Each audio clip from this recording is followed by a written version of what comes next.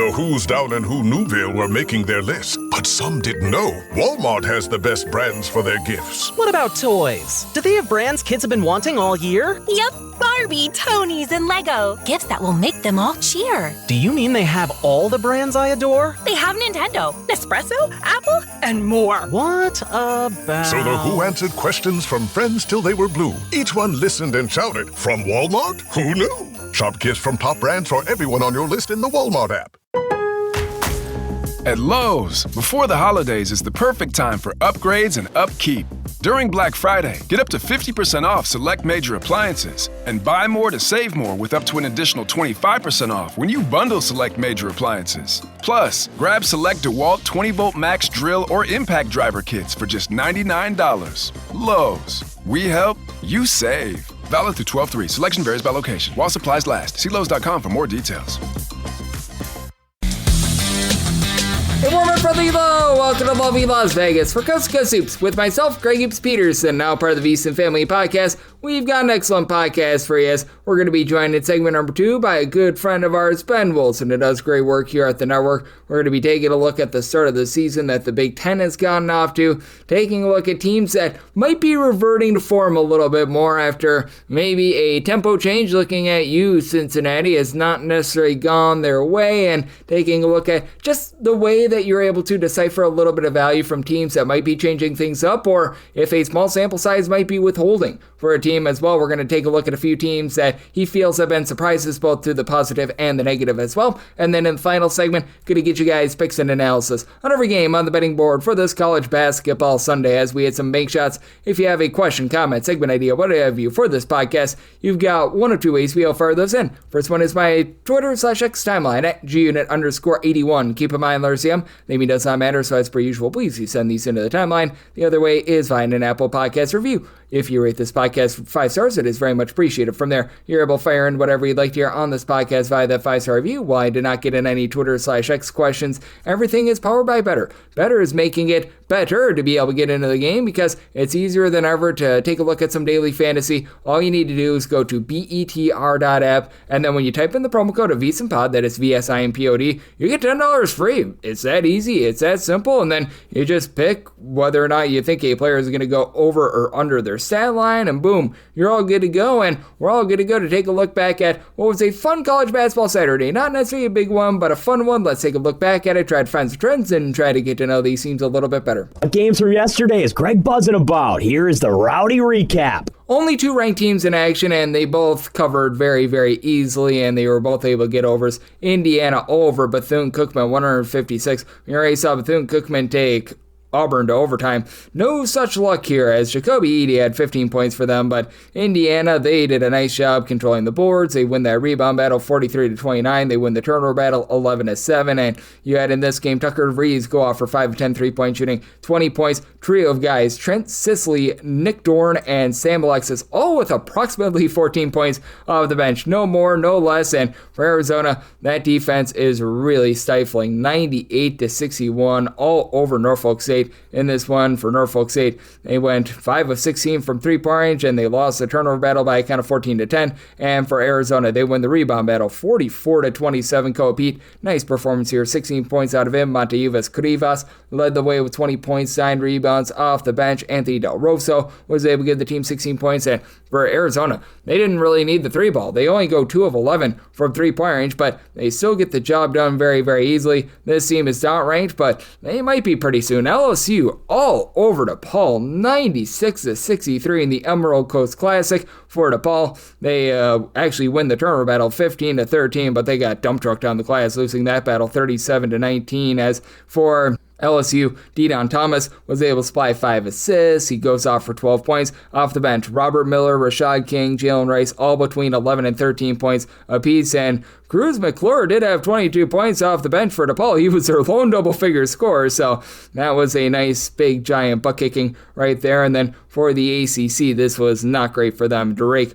all over Georgia Tech, 84-74 the final. Georgia Tech, one of your better defenses in all of college basketball, but they did not hold up here. Jalen Quinn, 31 points. he had himself a nice performance for a Drake team that went 8 of 19 from 3-point range. Drake and Georgia Tech both just 6 turnovers in this game, and for Georgia Tech, they might have had a chance had they not gone 7 of 18 from the free throw line, so not great to say the least. Drake also wins the rebound battle by a count of 36-32, so nice clean win there. Houston Christian looking a little bit rough right now, 80-62. They got blasted by Georgia Southern as Georgia Southern went 10 of 25 from 3-point range, 19 points out of Spud Webb, one of the best names in all of college basketball, so we certainly have to highlight anything involving Spud Webb. And for Nebraska, they remain undefeated, but this was a bigger test than we thought. And I did the interview with our good friend Ben Wilson before we knew the results of this one. I was joking, hey, Nebraska should be able to overcome USC upstate, and they did, but it was closer than expected, 72-63 the final for Nebraska. The guy that was able to shine in this game was Price Sanford, 20 points, 9 rebounds. As for Nebraska, they lose the turnover battle 13-11. They do win that battle in the glass 45-36, but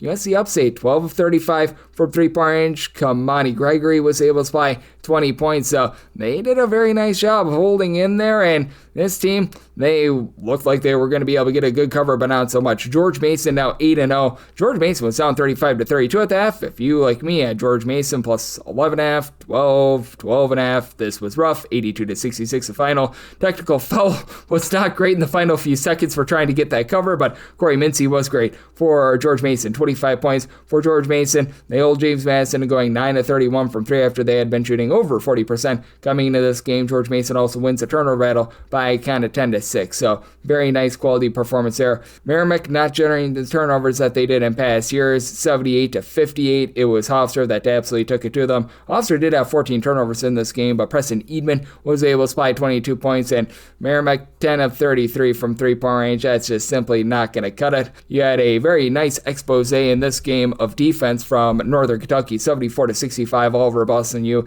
That was a total that I was seeing overnight at a 150 plus, and if you took the under on the close of Army versus Manhattan, 27 points in overtime pushes this one over. Total closed at 151.5, opened at 159.5. Should have been able to get there regardless of your number, but 81-78 the final. Army is able to get the job done as Army goes 15 out of 32 from 3-point range, 6 of 6 at the free throw line, and Manhattan was 15 of 17 at the free throw line. So if you took the under in that game on the closing number, man, you deserved a little bit better. And for Central Florida, they were able to give you something better as they take down VMI 82-57. Without Ricky Bradley, it's been quite tough for this VMI team. They go 8 of 34 from 3-point range. Central Florida covers this game despite going 4 of 30 from 3, but they dump trucked on the glass 57-38. Jermichael Stilwell, 21 points, 14 rebounds for Central Florida. They were one of your hotter shooting teams in all of college basketball. They cool down, but they win the turnover battle 13-8 to be able to overcome that regression. So nice quality win by them. Delaware State looking like they're in for a rough season, 71-57. They lose to Delaware State, and we saw a 63-point first half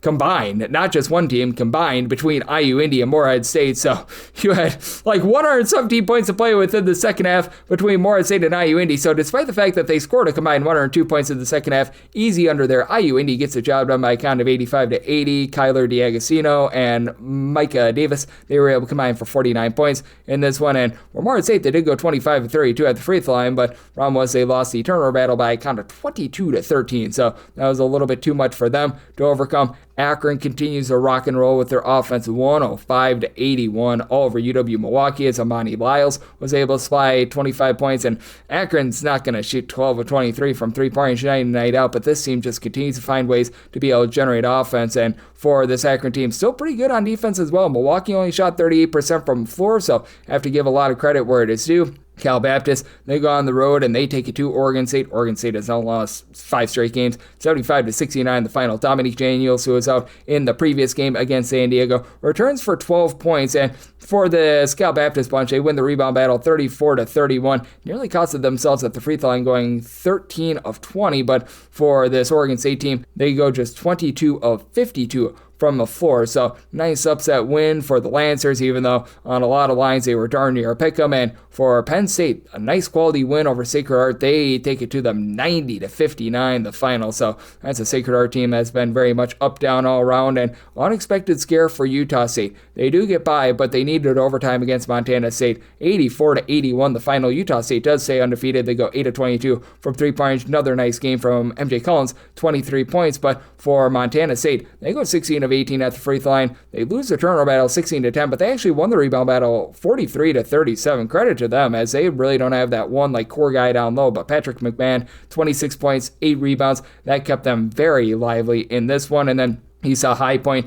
not to be a low point, winning cover against Western Carolina, 93-73. The final is Cameron Fletcher, 22 points, 10 rebounds, a quality double-double out there. And then this was quality from Winthrop, 101-79. They take it to South Carolina State. South Carolina State has been one of your, shall we say, lesser teams in all of college basketball thus far this season, but you were catching a lot of points, 20.5 to 21.5, so yeah, a little bit of intrigue there, but not quite able to cover, and Gardner Webb right now just looks rough. They were catching 18.5 to 19.5 against UNC Wilmington, and they did not cover, 88-62 the final, and you get another over in a Gardner Webb game because they just simply cannot play defense to save their lives. So very much something to be taking a look at out there. And how about Southeast Louisiana's 4.5-point underdog? They do take down Navy 69-65. So we did see a lot of fun in college basketball on Saturday. And if you're taking a look at trend-wise what we're getting in college basketball right now, the unders now have a nice lead on over. 611 unders, so 590 overs, so nearly 51% of games are going under, and favorites just continue to dump truck. 616, 583, and 16 against the spread. That's a 51.4% hit rate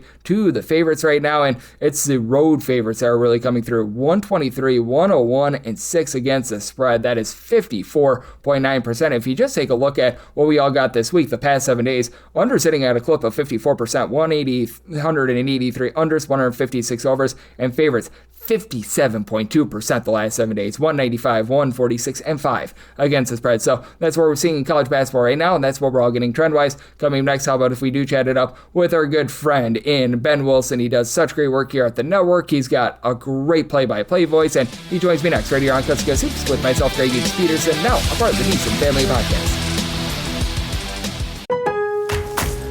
Bring home a winter wonderland. Shop Lowe's limited-time doorbuster deals during Black Friday to save big on holiday staples. Show your cheer with select 2-quart poinsettias for $6 and shine and shimmer with 100-count holiday living incandescent string lights, now 4 for $10. Then get a fresh-cut Christmas tree, now 25% off. Your holiday list lives at Lowe's. We help, you save. Offers valid through 12/1. Poinsettias and fresh-cut trees in-store only. Selection varies by location. While supplies last. Excludes Alaska and Hawaii. Are you looking to get an inside edge this college basketball season? Well, VSiN experts use CBB Analytics, the most comprehensive college basketball analytics platform in the world. See injury impact, on and off data, clutch time performance metrics, first versus second half splits, and so much more. Utilize the promo code of VSiN, that is VSIN, to get $30 off and find your betting edge over at cbbanalytics.com. That is cbbanalytics, all one word, .com. For anyone that is new to VSiN, well, I wish you a friendly hello. This is an attention to anyone that is new to VSiN because you're able to get some free stuff with our daily newsletter. It's a great way to catch up on everything that's happening in the sports betting world. It's delivered straight to your inbox every single morning. VSiN's newsletter offers picks, data, strategies for the day's betting menu, and so much more. Sign up for free today over at VSiN.com/newsletter. That's VSIN.com/newsletter, and start receiving your free newsletter tomorrow morning. That is VSIN.com/newsletter. Stay ahead of the game and bet smarter with VSiN. And we're back here in lovely Las Vegas for Cuts Hoops with myself, Greg Peterson, now part of the VSiN Family Podcast. Always great to be joined by this man as we've got Ben Wilson aboard. He's doing an absolutely tremendous job taking a look at this great game that we all know and love of college basketball and so much more. As his play-by-play work, it's pretty much whatever sport is being played, whether that be tennis, college basketball, college baseball. I mean, you name it, he does it. He does a tremendous job here at the network with regards to a lot of our live betting shows. You sometimes catch him overnight as well. You're able to follow him on Twitter/X at his first name Ben, an underscore, last name Wilson, and then another underscore, and then the number one all together. Ben, it's always a pleasure, my friend. Thank you. Hey, likewise, Greg. Great to be on here post-Thanksgiving. And man, what a fun week of action it has been. Finally seeing some of these marquee matchups for the first time. It's been a treat. And really, I mean, next week we get conference play started here for at least these bigger conferences. And I'm so glad that you mentioned that. How do you take a look at these conference games games that we are going to be getting in the next few days, whether that be the Big Ten, the Metro Atlantic always starts relatively early, because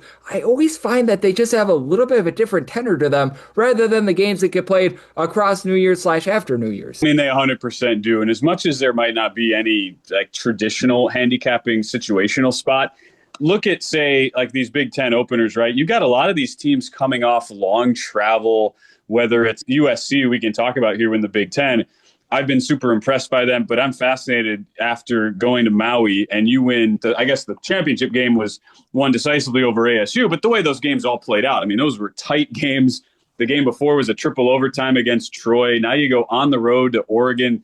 I certainly believe USC, like that's a classic situation where the team is definitely better. They should be favored on the road. I'm sure they will by a round of possession, but how does the team look now when you're going from Maui to Eugene, Oregon after this gauntlet of travel and all that? So I think that's just one of many of these situations we have, especially now that, I mean, basically everybody's playing these major conferences, playing in some sort of high profile Thanksgiving tournament, whether it's Players Era, Maui, Bahamas, you name it. And it does present kind of a weird, like you're going through, the interesting, it kind of off-kilter time of holidays and travel and all that. So I wouldn't really look too much into some of these conference openers as far as making grandiose statements, Greg, right, about the teams. I just think, if anything, there are certain spots where I'm probably going to stay away from more than others simply because of what we just saw this week going into the conference openers next week.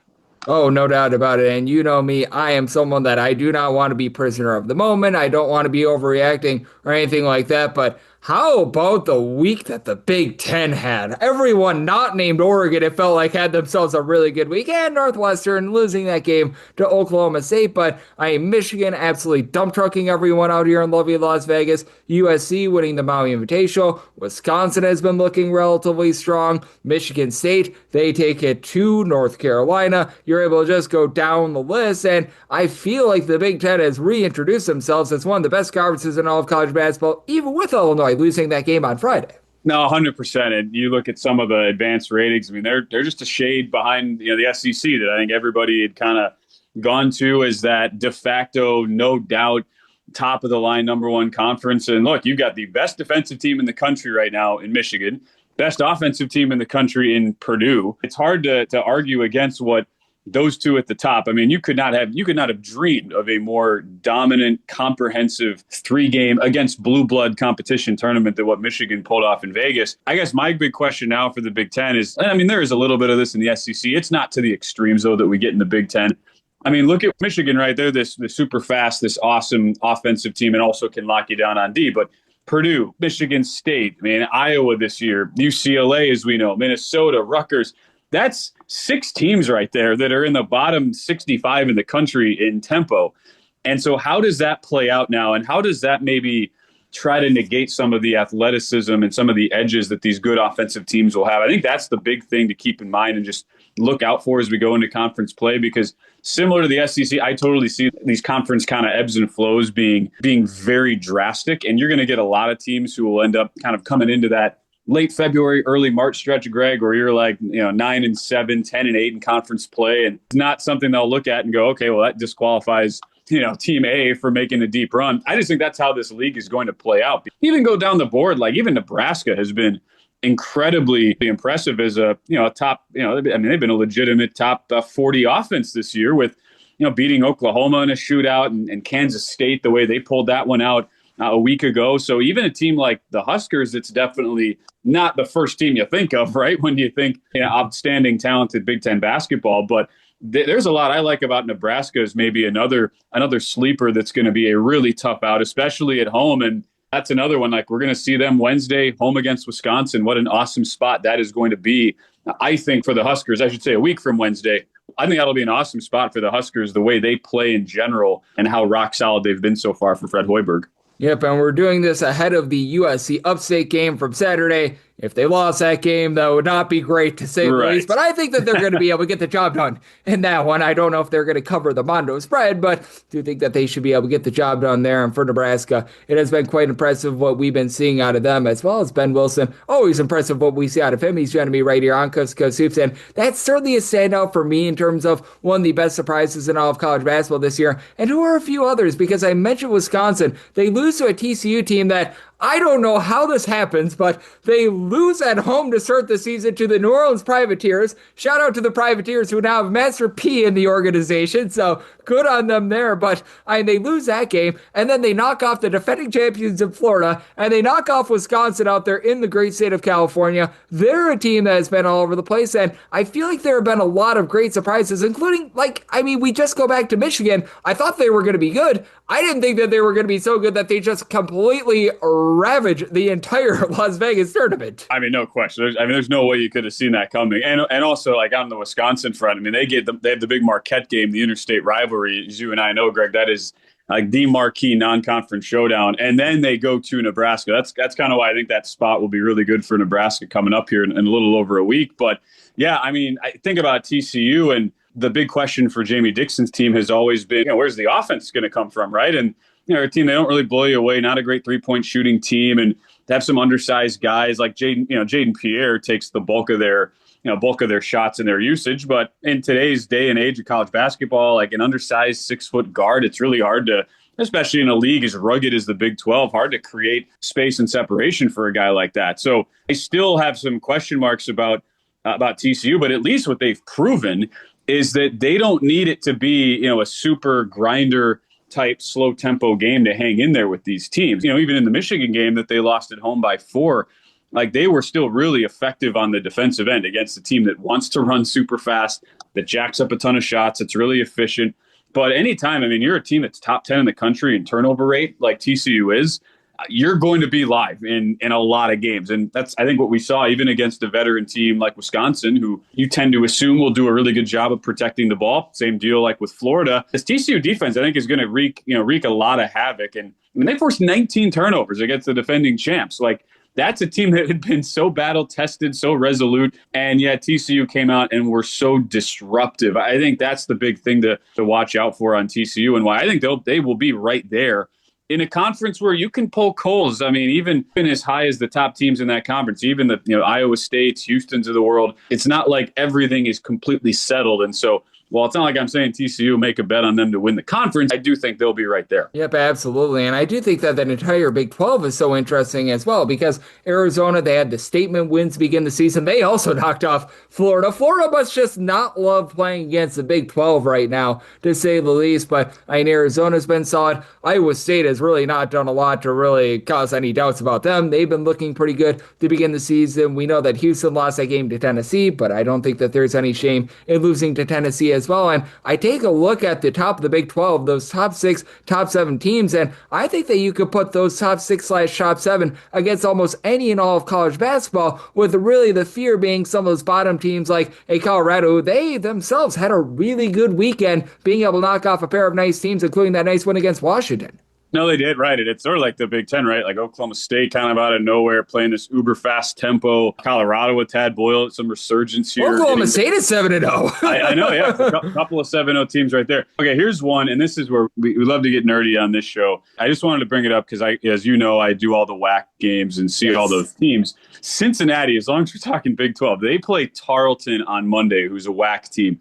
So Cincinnati, I don't think there is a team in a Power 4 conference, Craig, who has a wider disparity between offense and defense. You can correct me if I'm wrong on that, but Cincinnati is absolutely, they cannot score to save. Why they sped up their tempo makes no sense at all. They are, watching them. The Louisville game, I think, is where most people watched them. They were really manhandled there by the Cardinals last week, but they look so inept on offense in every way. And you're right. It's like you're jacking up shots quick, tons of threes, but they can't make any of them. I hate when coaches dive into that sort of philosophy when they don't really understand the personnel. But the defense is great. This is one of the best defenses in the country, top 15 turnover rate. They are a 6th overall in Ken Pom defense.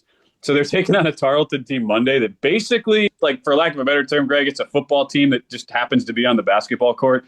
It is one of the worst shooting teams I have ever covered. And now they lost. They had Freddie Hicks, who's still on the team somehow, who's continued to gain eligibility here. He's an awesome player for them, but they are such a rugged, hard-nosed team.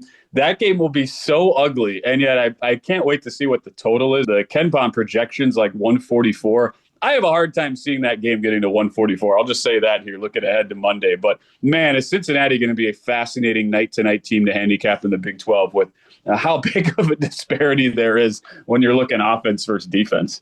Oh, no doubt about it. That is going to be a lot of fun to be taking a look at. That Cincinnati team is one of very big intrigue as well. And how much do you take a look at some of these teams early on during the season that perhaps they go back to their roots a little bit more? Because I noticed in past seasons that San Diego State in non-conference play would play pretty fast. And then right when they get to Mountain West play, they realize, maybe we shouldn't be trying this. Let's get back to what is tried and true. And I feel like Cincinnati might be one of those very good candidates because I think Wes Miller's on a very, very, very hot seat, is going to get it through his skull after that Eastern Michigan game. I was like, hey, maybe we should slow down a little bit more because we've got great defense and our offense, led by Kirk Reese, is a little bit of a knucklehead out there on the court, is leaving something to be desired. Yeah, well, it's not only that, and you're totally right. I think the other one, that as long as we're talking Big 12, that falls into this category too, is K-State. Fascinated to see how they bounce back if they do against Bowling Green Monday. But I mean, they've been playing at a lightning fast tempo. That's not really what you think of when you go through the years of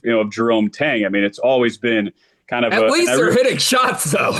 Right. No, exactly. So like at least they have that. And that's the thing. It's like, okay, well, they continue to play this fast, assuming like once the 3-point numbers start to regress a little bit, because I don't know about you, Greg, like I don't think they're finishing the year as good as PJ Haggerty has been. I love watching him play.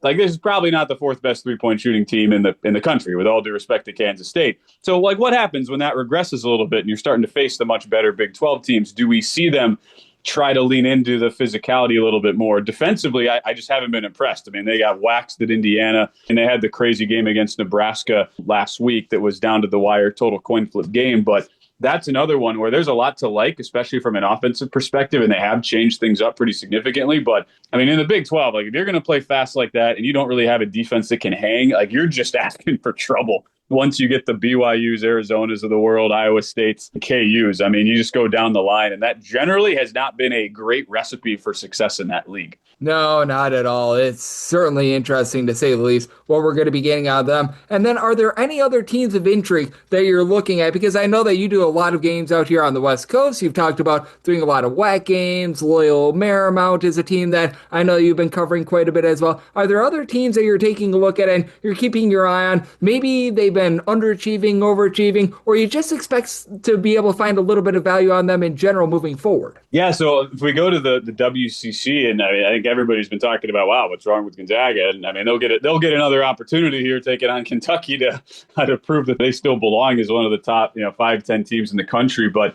I was almost hoping to manifest, Greg, this WCC having covering it being such a good top to bottom league. I wasn't really sure how that would look, but man, like it's actually been way better than I would have anticipated. And I guess if there's one pleasant surprise, I would actually say Seattle, who beats. I mean, they go to Stanford, win on the road, a true road game at a top 100 team. For Chris Victor, like the defense has been really, really solid. That's a team I covered a lot when they were in the WAC, and it's a really interesting game. They're playing this tournament right now where they'll take on UC Santa Barbara, which is a really good litmus test, and a team that's also shooting threes at a really high clip with some really talented players. I mean, Braden Maldonado, undersized guy, covered him a good amount there going back to the WAC days, and last year he was a great leader for them. Still there, shooting at a 50% rate from three. Will Heimbrook's another guy they kept. So I have a ton of respect for Chris Victor. I think that's like the team. It's the conference. Anytime you get a conference, Greg, like mid-major that takes off, you've got a bunch of schools really impressing, and you go down the line. I mean, St. Mary's 8-1. Santa Clara looks good at 6-1.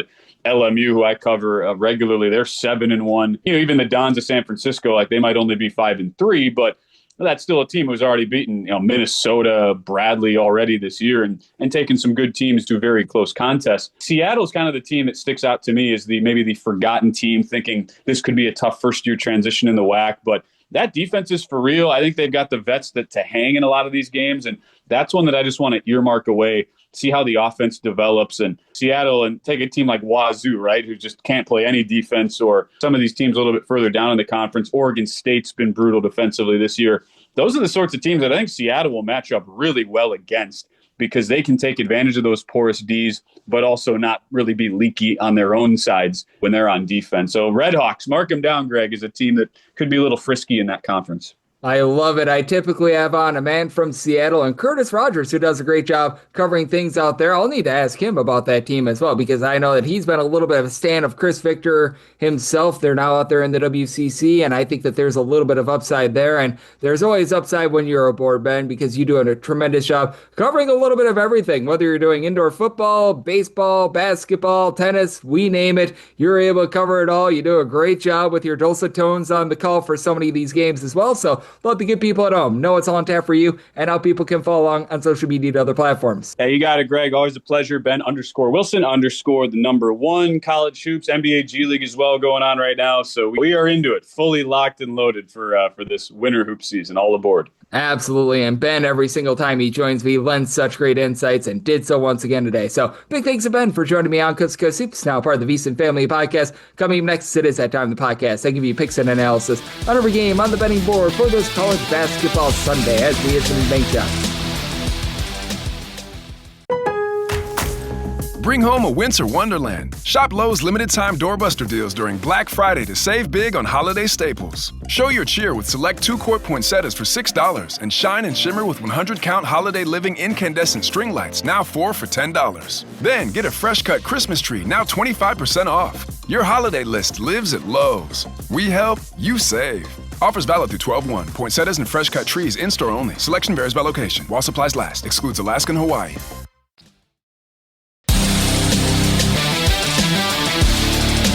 Here, lovely Las Vegas, for Coast to Coast Hoops with myself, Greg Hoops Peterson, now part of the VSiN Family Podcast. Always great to be joined by our guy, Ben Wilson. He does an incredible job here at the network. He's one of the better play-by-play voices that you're ever going to hear, by the way, whether that be indoor football, tennis, college basketball, college baseball, we name it, he does it. And every single time he joins me, lends such great insight. So big thanks to Ben for joining me in the last segment. Now it is that time of the podcast. I give you picks and analysis on every game on the betting board for this college basketball Sunday as we hit some bank shots. Most financial establishments close at a certain time, but not here. It is time for a side and total on every game on today's betting board bank shots. Do note that, as per usual, any changes that are made to these plays will be listed up on my Twitter/X feed at gunit_81, and we're going to be going in the last execution order. We really don't have any of the funky bunch tournaments anymore, so the games involving two bigger conference teams will be up top, and then games involving any teams from this conference. Merrimack always gets thrown in the extra games. Apparently, they still think that they're in the NEC, but the Northeast Conference, the America East, the Atlantic Sun, the Big South, you've got as well the MEAC, the SWAC, if I haven't said so already, the Southland. I think that I've covered them all, the Patriot League as well, so those are going to be the games at the bottom. Let's get things started with 7:35, 7:36 on the card. Neutral court game between Princeton and St. Joe's. St. Joe's hopes to not be average Joe's as 3 to 4 point favorites. Totals 147 to 147.5. I'm going to be willing to lay with St. Joe's. I did set them as an 8-point favorite. This Princeton team is just not the same on offense. They're right now 272nd in the country in terms of points scored on a per possession basis. Lost their top 3 scorers from a year ago. Right now, Jackson Hickey and Dalen Davis have been leading the way. Hickey has been able to give you about 13.5 points, 4 boards, and then Davis has been able to throw in their 16.5 points, 3 assists per game. But Davis now dealing with a little bit of an injury. We have not seen him in a little bit over a week. That's not great, to say the least, for this team. They actually fared halfway decent without him in that game against Vermont, so a little bit of shout out there, but that's really hurting this team as you just don't have a lot of rebounding. Maluk Abdullah, he's been able to give you about 6 rebounds per game, but this has never been a team that would generate second and third chances. Credit to them, they're a top 35 team in terms of defensive rebound percentage, but they also give up quite a few open looks from 3, and for St. Joe's, obviously a lot of just, shall we say, chaos with this program because they had their coach in Billy Lang step down very, very early before the start of the season. Then Steve Donahue has to take over in September, but you still have talent on this team. Deuce Jones and Jaden Glover have come in as transfers, combining for over 30.5 points per game. Jones was the A10 Rookie of the Year last year, only shooting about 30% for 3, and we should see some positivity with the fact that St. Joe's is shooting 26.8% from 3-point range. They're still rock solid down low. Justice Ajabor is not giving you any scoring, but he's giving you about 2 blocks per contest. You've got Desar Haskins being versatile, 9 points, 5 boards, so I do think that for St. Joe's, team that's been having a tough time time generating turnovers, only about 10.5 turnovers per game, that they're going to be able to hold down a Princeton team that isn't the same three-point shooting team as a year ago. This team has been very good in terms of getting offensive rebounds. They themselves giving up a lot of second chances, but I don't think that Princeton pulls in those second chances. And in a close game, this is a St. Joe's team that shoots 79.8% of the free throw line, top 20 mark in the country. So set St. Joe's as an 8-point favorite, going to be one to lay. Set a total of a 146. Princeton, mid-tempo team, but typically they're a little bit more slow and controlled. I think that they get back to their roots like the under and St. Joe's. 737, 738 on the betting board. It is Old Dominion, and they're on the road against America's favorite tag team. You don't just get William, you don't just get Mary, and you get both. Now, if you were just getting one of them, they'd be an underdog, but since you get both, they are between a 6.5 to a 7-point favorite. Dawn's game is 161.5. I certainly would fade it if it was only William or Mary, but even with it being the tag team, I'm going to be willing to take the points with Old Dominion. With William and Mary, they could use 3 other players out there on the court, and for William and Mary, this is a team that doesn't have a lot of rebounding, to say the least. They've been outside the top 275 in terms of percentage of their missed shots that result in an offensive rebound, because it's very difficult to rebound just bombing away from 3. That's a Brian Earl style. Now, it does set up for some good 2-point shots. This has been a squad that has been in the top 30 in terms of their 2-point shooting percentage. That said, 15 turnovers per game. That's just not going to cut it for this team, as they're still searching for that main point guard. Chase Lowe has been able to give you about 9 points, 3.5 assists per game, but that said, they have a lot of guys that are missing from the season ago. Now, I do think that the guys like a Kate Askins, who comes over from Dartmouth, that 6'6", 9.5 points, shoots 40% from 3, and Tunde Vasasi, who's been able to give you 8.5 points, saying 6'7", 6'8". These are guys that fit the system really well, but for Old Dominion, I do think that this squad is going to be able to hunker down a little bit more with their rebounding. Last year, they were a top 25 team in terms of percentage of their missed shots that resulted in an offensive rebound. This season, right now, they're checking in outside the top 180 in terms of rebound percentage, but still have Caleb Swanton-Roger, a true 7-footer who's giving you a block, 7.5 points, 5 rebounds per game. Jordan Battle has been doing a little bit of everything. 3.5 assists, stealing 5.5 boards, 11.5 points per game. And you do have just a lot of mixing and shaking. Robert Davis dealt with a little bit of injury to begin the season. He was their top returning scorer of 15 points per game. A lackluster, only about 8.5 points per game this season. I do think that that's going to be going northward. You've got LJ Thomas and Casey Shaw who come over. They've been able to combine for about 26.5 points per game. And for Old Dominion, last year they were awful with their 3-point shooting. They're now shooting about 34.5% from 3. Some positivity there. Been a little bit negative in the fact that they're outside the top 200 in terms of opponents' 3-point shooting percentage. And it's an Old Dominion team that's really not going to generate a lot of turnovers outside the top 300 in terms of turnovers forced on a per possession basis. But I do think that Old Dominion gets back to those defensive roots. I think that's going to be a lot of one-and-done possessions. With William and Mary, this is going to be a team that looks a gun, very much so. They're 28th in the country in terms of total possessions per game. I think Old Dominion, when it's all said and done, is going to be looking to slow down from their current pace of 242nd in the country in terms of total possessions per game. So at 12-156, I like the under and the points with Old Dominion. 739, 740 on the card. UT San Antonio, meet for the Roadrunners. They play us at South Alabama. South Alabama, a 1.5 to a 2.5 point favorite. Total is 138.5, and I said South Alabama is a 1.5 point favorite, so at 2+, that does become my buy point here on UT San Antonio. UT San Antonio is a team that I think is going to look to run under Austin Clonch. They're well outside the top 100 right now in terms of total possessions per game, but I do think that for this UTSA team, they are going to be able to find their bearings a little bit more, and this squad I think is going to be looking to generate a lot of turnovers. That is the Austin Clonch system. Right now, they're a top 150 team in terms of turnovers forced on a per possession basis, and they're holding teams to shoot not so well. They're a top 40 team in opponents' field goal shooting percentage, so that's been rock solid. You've been able to get some good play down low, as you've got Babacar Njai, who's been able to give you 9.6 rebounds per game. Caden Rayfield has been a nice surprise with about 7 rebounds per game. They just don't have that go-to scorer like they did 8 seasons ago in Primo Spears. Jameer Simpson has been able to give you 19 points, 5 boards. I don't know if he can quite be that guy coming over from Southern Utah, but so far so good out of him. But the other guards are just not necessarily there with this team. But Daniel Akintobi has been able to give you a little bit of low post play as well, and you still have a team with active hands, and as the season goes along, it is going to be going faster and faster for UT San Antonio. Meanwhile, South Alabama, this team is outside the top 300 in terms of total possessions per game, and the South Alabama team, they pride themselves on generating turnovers as well. Last year, we're in the top 50 in terms of turnovers forced on a per possession basis. Right now, they are outside the top 75 with this regard, but they're doing a great job of not allowing teams to get to the free throw line. They're daring you to shoot from three. They are allowing teams to shoot 22.7% 2-point shots per game and 37 threes. 37! Teams are attempting about 60 field goal attempts against them, and 37 are coming from three. Like, I've never seen a system quite like this. And South Alabama had an extreme system last year, but they've taken it to another level this year. As we had Adam Olson, who's giving you 15 points per game. They bring in a lot of D2 guys like a Peyton Law has been able to give 13.5 points, 6 boards. Randy Brady is back from a season ago. He's giving you 7 boards per contest. So South Alabama doing a great job of not allowing a lot of second and third chances. They're not allowing you to get to the free throw line. They are essentially just daring you to shoot from three. And right now with UT San Antonio, neither here nor there. They're shooting in that neighborhood about 32% for three. And that's all said and done. I do think that they're going to be a better 3-point shooting team.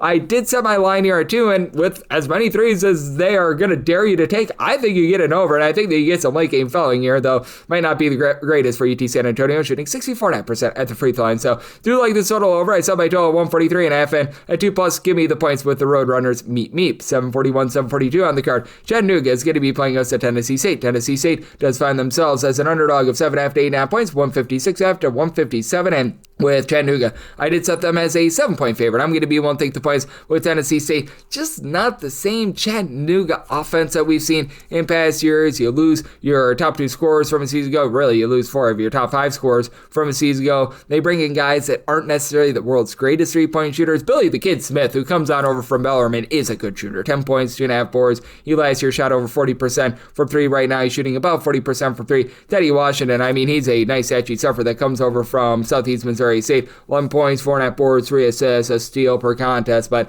he's shooting less than 30% for 3 just like last season. Now they're getting Colin Mulholland back. That's their main low post presence. They're going to need him to pull in more than 4 rebounds per game because this team is getting absolutely plowed on the glass. Malachi Richards is the only guy that gives you over 4.5 rebounds per game, but Jordan Princeton has been a nice surprise. He's been able to give the team 12.5 points per game, and this team still does a great job in terms of taking care of the ball. Top 100 team in terms of fewest turnovers on a per possession basis. They're shooting about 35% from 3, a little bit down for their standards, but not necessarily too bad. This is a team that year in and year out is outside the top 200 in terms of points allowed on a per possession basis, and you do have a Tennessee State team that is looking to gun it. Last year they were in the top 50 in terms of total possessions per game, and his team has struggles with their overall shooting. They're right now shooting 29.7% for 3, and I really don't see it going northward, but this team has been, over the last 2 years, a top 75 team in terms of offensive rebound percentage. Jaden Jonesy, with a little bit of an injury, has been hurting this team, but you've been able to get some good production out of Dante Harris along Travis Harper in the backcourt. They're combining for about 30 points per game, and Harris has been able to shoot 38% for 3. Long and winding road for him. He's been at 3 different power conference schools, so I think that he can give this team a little bit of a boost, and what they really need him to do is take care of the ball, because right now, 16.3 turnovers per game. They are outside the top 345 in terms of ball security, but they're absolutely plowing teams on the glass right now. I think that they're going to be able to win that battle. That'll be able to keep them lively. Chattanooga, typically not a fast team, but not a slow team. They're typically hovering right around about 200th in terms of total possessions per game. With all the new pieces, they're down to about 300th in terms of total possessions per game. Got Tennessee State team that's about 15th in terms of total possessions per game, but Tennessee State not necessarily efficient with regards to their offense, but I do think that the offensive rebounds keep them lively in this game. So that total 153. I like the under, and I do like the points here with Tennessee State. Made them 7-point dogs, 743, 744 on the card. It is Hofstra, and they're going to be on the road against Penn. This game has no numbers since these two teams played yesterday, but I've got my handicap. I've got Hofstra as a 2-point favorite. I'm going to be willing to lay up to 1.5 with them, 2.5 more, take those points with Penn, and then 153.5 for less than on the over, 154.5 for higher the under. Hofstra last year was one of the slowest teams in all of college basketball, and they've sped themselves up. They're back inside the top 125 in terms of total possessions per game, and for Hofstra, they were last year actually number 1 in all of college basketball in terms of opponents' 2-point shooting percentage. I just knew that that wasn't that style. Under Speedy Claxton, typically you get good guard play and a little bit of suspectness down low. You've got Victory Antonio, who's been able to give you 8.5 rebounds per game, so he's been rock solid for Hofstra down low, and this is a Hofstra team that's not allowing a lot of second and third chances on the glass. They themselves are not necessarily generating a ton of them either, but with Cruz Davis, he's one of the better mid-major guards in all of college basketball. Entered in yesterday, 20 points, 5 assists, shooting 40% from 3-point range. James Patterson, he comes over from Iona. He and Preston Eadman have done a nice job in terms of easing things off of his play, giving you a combined 27 points per game. Eadman has been able to give you about 5.5 assists per contest as well, and this is a Penn team that has always been relatively rock solid on offense. That's actually all Fran McCaffrey teams, and then on defense, they leave something to be desired, and right now Penn has been looking to play up-tempo, top 75 team in terms of total possessions per game. TJ Power entered into yesterday, 14 points, 9 boards, and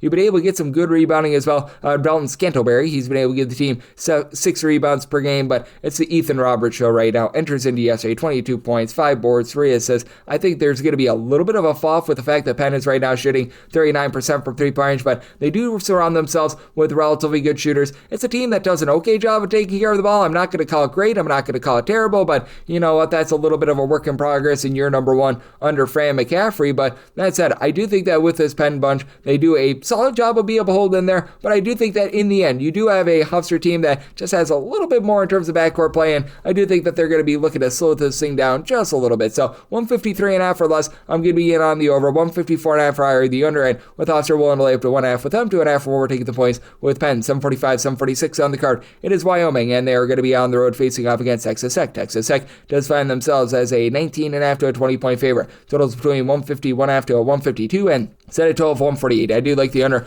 Wyoming was last year well outside the top 275 in terms of total possessions per game. They are seeing a pretty big speed up with regards to their tempo. Right now, they're checking in 75th in the country in terms of total possessions per game. Texas Tech, very mid-tempo team, just like a season ago, about 182nd in the country in terms of total possessions per game. You don't have quite the same backcourt play that you had a season ago with Texas Tech. Losing Darion Williams was big, and Christian Anderson at times looks like a really, really good guard, and at times he sometimes no-shows. He's right now been able to give you about 18.5 points, 7 assists, shoots 41% from 3, but it feels like it's been a little bit all or nothing with him this season. Tyree Bryan, who comes over from Santa Clara, need a little bit more than 7 points per game out of him, but Donovan Atwell is shooting right now 46% from 3. Let's call it what it is, though. Main guy for this team is JT Toppin, 21 points, 11 boards, a block, a steal, 3 assists per game. This guy has been a man amongst boys, and it's a big reason why Texas Tech has been able to be one of the top offensive rebound rate teams in all of college basketball. This has been a team that has left a little bit of something to be desired on defense, so they are outside the top 75 in terms of points allowed on a per possession basis with Wyoming. I don't know if they're going to continue to quite play this up-tempo. They did bring in a guy in Leland Walker who played over at Eastern Kentucky a season ago. He looks to run it and gun at 12.5 points. He last year was really good at generating turnovers. That's not quite as much his system, though, but you've been able to have Caden Bennett come over from Quinnipiac, shooting in the mid-30s from 3. He and Nasir Meyer both give you 10.7 points per contest. With Wyoming, this team always prides themselves on being rough and tumble on the glass, and right now they're a top 40 team in terms of percentage of their missed shots. They result in an offensive rebound. They've been a top 175 team in generating turnovers, and they're allowing teams to shoot 23.6% for 3. Now that's going to be going northward. That's a little bit of a byproduct of a small sample size, but Wyoming's been able to play some solid defense. I'm not going to call it amazing, but they're a top 125 team in terms of points allowed on a per possession basis. I do think that they do a relatively solid job of holding up here. Now with Wyoming, a lot of their games have been coming at home, and they've been coming against teams that are a little bit lower tempoed, so that is a big reason why they're allowing less than 69 very nice points per game. But that said, I do think that for Wyoming, they're able to do an okay job of hanging in there against a Texas Tech backcourt that feels like they're in a little bit of transition. Set my line at 18. Going to be able to take those points with Wyoming. Set a total of a 148, so also on the under. 747, 748 on the card. Belmont is on the road against Charleston. Charleston is a home underdog of 3.5 points. Set on scheme between 154.5 to a 156.5, and I do like Charleston here on the money line. I set them as a 2.5 point favorite. Charleston's numbers right now are very warped by the fact that they have been dealing with a lot of injuries. Now, they got back Mr. Dean, but then Mr. Dean got injured again. That's his actual name. First name Mr., last name Dean. But that said, now you've got back in the fold what I think is really the cornerstone of this team, and Connor Hickman. He was really good over at Bradley 2 years ago, where you gave that team 15 plus points per contest. Right now, he's supplying 14 points, 4.5 boards, and this team is shooting less than 20% from 3-point range at home. Last year, Charleston shot over 41% from 3 at home. Are they going to shoot 41 plus percent again? Probably not, but they're better than less than 20% from 3, and they should be able to win this battle down low. Christian Reeves is a true 7-footer that comes on over from Clemson, 7.5 points, 5.5 rebounds per game. You've gotten some good versatility out of Martin Kalu, who's been able to give you 12 points, 5 boards. He's been able to shoot 35% from 3-point range, and for Belmont, this is a team that's incredibly sloppy with the ball. Right now, they're outside the top 340 in terms of ball security. They're turning the ball over 15 times per game. Now, last year, they shot the snot out of the ball from 3-point range, and this year, they're doing a rock-solid job once again. You got a pair of wings in Tyler Lundblade and Sam Orme, who have been able to combine for about 31.5 points per game.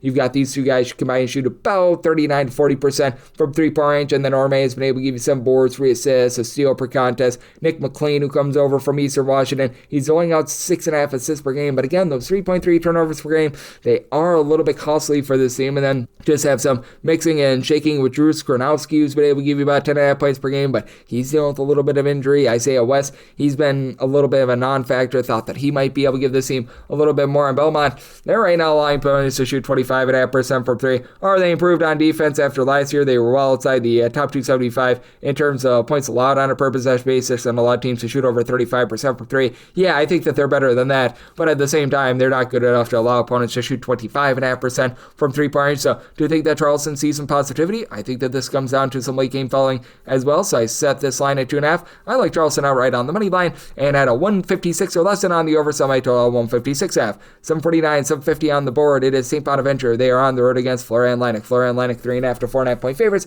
Total on scheme between 146.5 to a 147.5. Made a total of a 149.5. I do like the over. Now, St. Bonaventure, one of the slower teams that you're going to find in all of college basketball right now, outside the top three are in terms of total possessions per game. This is a Florida Atlantic team, though, that they're going to look to move it. As for this Florida Atlantic team, they don't necessarily go super up-tempo themselves. They're only about 280th in the country in terms of total possessions per game, but they're incredibly efficient on offense, and they're incredibly inefficient on defense. Florida Atlantic right now shooting 35% from three-point range. They've been a top 75 team in terms of offensive rebound percentage. You've got a pair of guys in Devin Vanderpool and Kenan Carlisle combining for about 32.5 points per game, and with Vanderpool shooting 35.5% from three, Carlisle just not a great three-point shooter. He's shooting 28% from three. Classic heat check guy, to say the least, but for this Florida Atlantic team last year, they were one of the most deplorable three-point shooting defenses in all of college basketball. Right now, they're allowing teams to shoot 41% from three-point range, and I do think that that's going to allow the Bonnies to be able to hold in there. So you've got a St. Bonaventure team that they should be able to do a nice job bringing the fight to them down low. You've got Frankie Mitchell, who's a double-double machine over at Canisius 2 seasons ago. He's doing that right now for the Bonnies, 16 points, 10 rebounds per game. Daryl Buddy Simmons has been able to give you 17 points per game. He's shooting 40% from three, and Bonaventure as a whole shooting 37% from three-point range. They've been a top 125 team in terms of percentage of their missed shots that result in an offensive rebound, and they're a very strong interior defense. Top 20 team in terms of block shot percentage, as you've been able to get a pair of blocks per contest out of Joseph Grovich. You've got Amari Marshall give you some good minutes, as this team has actually decided to go to the bench. Deshaunte Bowen is right now giving you 3.5 assists per game. It is a Bonaventure team that's turned the ball over about 12 times per contest, but they've been good at generating turnovers as well. So I think the Bonaventure are going to be able to hold in there. I think that this is going to be close enough for late game fouling, and I think that you flat out get some good offensive execution. Set my total at a 149.5, so I like the over, and I'm in on the points here with Bonaventure. 751, 752 on the card. San Diego is on the road against Long Beach State. Long Beach State is a 1.5 point home underdog. It's on scheme between 152 to a 152.5. I'm going to be willing to take a shot here on San Diego. I set them as a 3.5 point favorite. Long Beach State is looking to play a little bit more up-tempo than they did a season ago. This is certainly not the Dan Monson days, though, where they were just absolutely gunning it. Right now for this Long Beach State team, they're hovering right around about 200th in the country in terms of total possessions per game, and for San Diego, they've been able to get much more efficient on offense this season. Right now, about 246th in the country in terms of total possessions per game, as Steve Lavin brought in some nice guard play. You've been able to have Tonori Lane come over from the cell ball, give this team 12 points per game, and then Juan Sebastian Gorosito last season was a 40% three-point shooter over at Ball State, and he's come in. He's shooting 42% from three. Lane is shooting 47% from three. We'll see a little bit of fall off there. The big thing for the San Diego team is that they're getting just absolutely dump trucked on the glass. They're outside the top 275 with regards to rebound percentage, but they're allowing teams to only shoot 31% from three.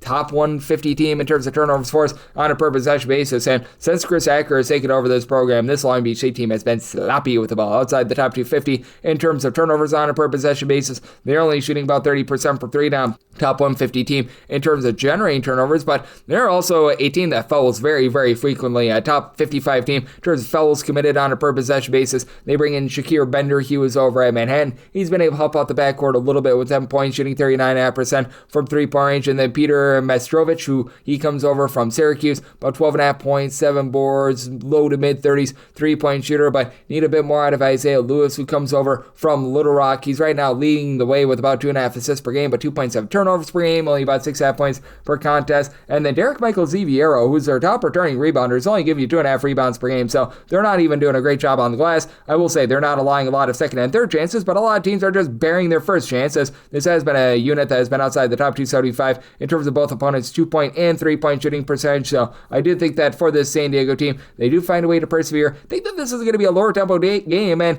I think that for this Long Beach State team, they're just not necessarily going to be efficient enough with the ball to be able to help you out with the over, so semi-total more around a 140 145.5. I'm in on the under, and I'm willing to lay up to 3 over San Diego. 753, 754 on the card. Fresno St plays host to Cal State Bakersfield. Meet for the Roadrunners as Bakersfield's 9.5 to a 10.5-point dog. 147.5 to 148.5 is the total. And for Bakersfield, I did set them as an underdog of 8.5 points. So I'm going to be willing to take those points. I'm just still not bought in on the Vance Wahlberg style. I don't understand how he got this job to start with, and for Fresno State, credit to them, they're 6-2, but they already lost at home to USC Upstate. They've been playing a lot of outgun competition. Jake Heidbreder has been solid. 20 points, 3 boards, 3 assists, shooting in the mid-30s from 3-point range. It's a Fresno State team that's a little bit better with their 3-point shooting than a season ago, shooting 33% from the outside, but still not doing the best job in terms of generating good possessions or turning the ball over 13.5 times per game. They're outside the top 3 in terms of offensive rebound percentage as they've lost a lot of their big men from a season ago. Wilson Jaquez is right now giving you about 6 rebounds per game. Lone guy in the roster that's giving you over 5 rebounds per game. And for Fresno State, last year they were one of the more up-tempo teams in all college basketball, but a lot more mid-tempo this season. And for Bakersfield, you have the switchover that happened in the offseason, just very, very unfortunate that happened with regards to trafficking things. So now you've got Mike Scott, who is the interim coach, and they're trying to stay true to their roots. This has always been a team that's been looking to pile drive the ball inside. They're a top 10 team in terms of percentage of their shots that come from 2-point range. You've got CJ Hardy and Dalen Smith combined for 30 points per game, and Hardy last year shot 40% from 3, currently shooting 50% from 3 on low volume because they just don't attempt a lot of threes. But Bakersfield has always been a menace in terms of being able to generate second and third chances. Top 100 team in terms of offensive rebound percentage. Ron Jessamy, who comes on over from Tennessee State, 11.5 points, 7 boards, 2.5 blocks per contest. Love what he's able to bring down low. You've been able to get some production as well at Pierre against Stay, hopefully I said that correct, comes over from Fresno State, ironically enough. He's been able to give the team 6.5 rebounds per game, and I do think that though this Bakersfield team is very sloppy with the ball, they're turning the ball over 15.5 times per game. They've been okay in terms of being able to generate turnovers. They're pretty good at being able to guard from the outside, and I think that that's going to keep them lively in this game, and I do think that this is going to be a little bit more of a mid-tempo game. I think that you could be close enough for some late game felling, so set a total of 148.5. You're at the 147.5. I like the over and the points with Bakersfield. This is the last game on the normal Las Vegas betting board before we hit the extra game. 755, 756. UC Irvine. Zot. The Anteaters are on the road against San Jose State. And Old San Jose State is a 1.5 to 2-point home underdog.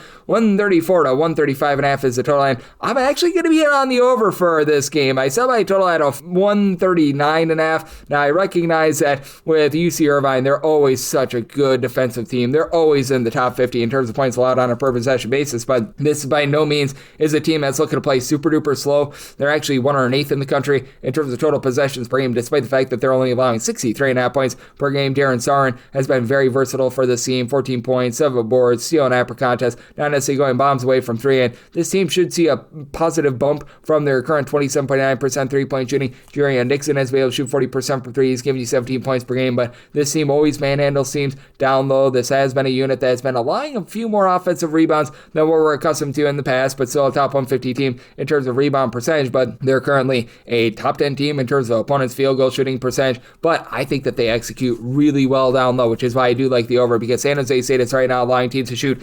72% from 2-point range. Out of 365 Division I teams, that's 365th. Now, they've got Kobe Garland, who's really been able to cook, 19 points, 4.5 assists, shooting 35.5% from 3. For a San Jose State team, that's like 350th in the country in terms of total possessions per game. They've got some nice low post pieces. Marcus Overstreet is giving you 4.5 boards per contest. Zadariq Nananana has been able to give you 5.5 boards, 6.5 points per game, and then you've got the gentleman that comes over from Iona and Yafat Mundi, who's been able to give 11 points, 8.5 boards per contest. And Jermaine Washington shoots 39.5% from 3. So, this team is able to give you a bit of something from the outside, but that said, they are just so weak in terms of giving up these open twos that I do think that UC Irvine is going to be able to pound them down low. This is a team that loses a lot with the likes of Ben Lyken and company gone from a year ago, but Kyle Evans, he's done a nice job with about 10.7.5 rebounds per game. You should be able to win that battle down low and get the job done. Semi-total 139.5. I like the over, and I do like UC Irvine. I'm willing to lay up to 4 with them, and now we hit the extra games. The normal betting board picks are complete, but there are some extra games today, so we go into the bonus. 306-559, 306-560. You've got LaSalle and Merrimack doing battle from the Palestra. This game's off the board since these teams played yesterday, but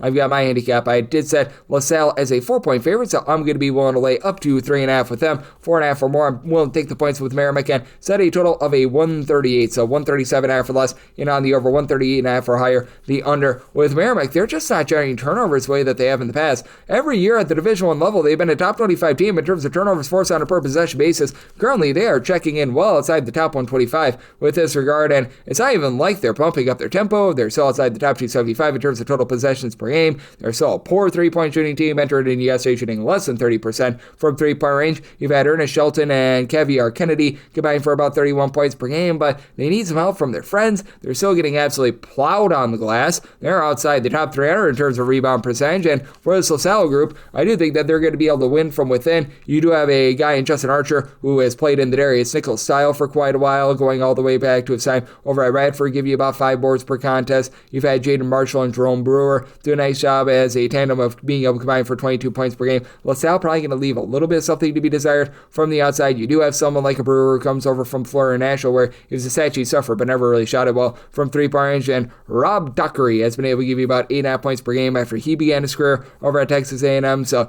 and you do have a lot of guys doing a nice job in tandem, and I do think that for LaSalle, they're going to do a nice job keeping Merrimack off the free throw line. This has been a top 20 team in terms of fewest fouls committed on a per possession basis. Now, Merrimack has been one of the better perimeter defenses in all of college basketball, but I do think that in the end, even though LaSalle is outside the top 300 in terms of 2-point shooting percentage, they win from within. So I'm willing to lay up to 3.5 here with LaSalle, 4.5 more, taking the points with Merrimack, 137.5 or less, and on the over 138.5 or higher, the under 365-61, 365-62. It's Lemoyne and Ball State. They're going to be doing battle on a neutral court. This game is off the board, but that said, I've got my handicap. I did set Ball State as a 3.5 point favorite, so I'm going to be willing to lay up to 3 with them, 4 more, taking the points with Lemoyne, and then I set a total of a 148.5, 148 or less, in on the over 149 or higher, the under. Got a Ball State team that's been looking to play very slow. They're outside the top 300 in terms of total possessions per game, but to their credit, top 30 team in terms of turnovers forced on a per possession basis. They square off against a Lemoyne team that's turned the ball over 14.7 times per game. That is a top 50 mark to the negative in all of college basketball. Now you've got some nice pieces in the backcourt. I like what Trent Mascara has been able to bring, 13.5 points. He's a guy that's right now shooting 40% from 3. Think that there's going to be a little bit of fall off. Ja'Kai Sanders comes on over from St. Peter's, and he's done a nice job giving the team 4.5 boards, 4.5 assists, 10 points per game, and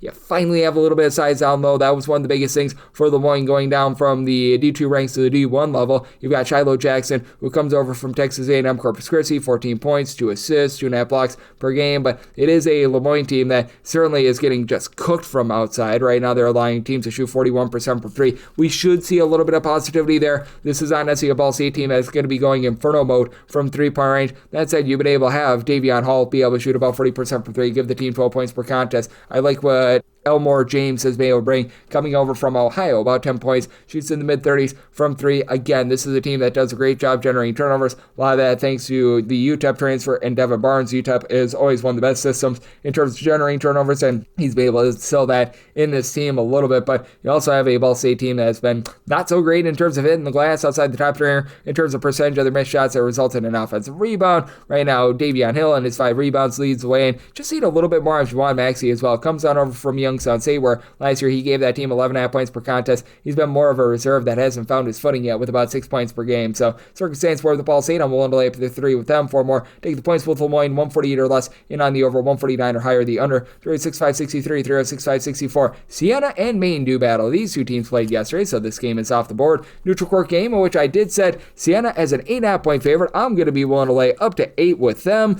9 or more, taking the points with Maine, and set a total here of a 132.5, 132 or less, and on the over 133 or higher, the under.